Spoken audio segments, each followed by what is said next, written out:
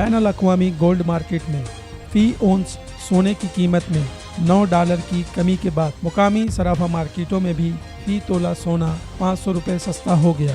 All Karachi Saraf and jewellers association के मुताबिक जुमेरात को बैनुल अक़वामी गोल्ड मार्केट में फी औंस सोने की कीमत में $9 की कमी रिकॉर्ड की गई है, जिसके नतीजे में फी औंस सोने की कीमत $1344 से घटकर $1335 हो गई है।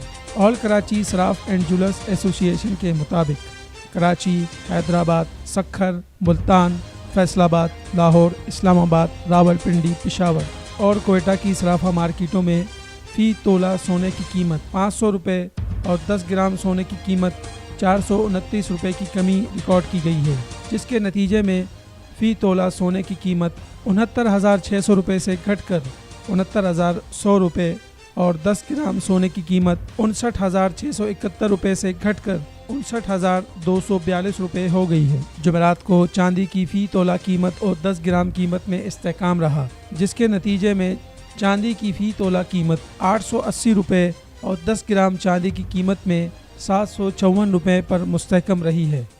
तिजारत न्यूज़ को यूट्यूब पर सब्सक्राइब और लाइक कीजिए।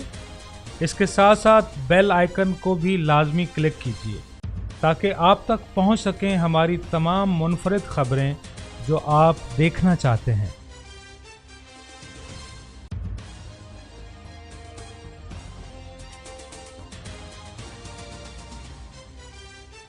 आप देख रहे हैं तिजारत न्यूज़, बेहतर अपना हल।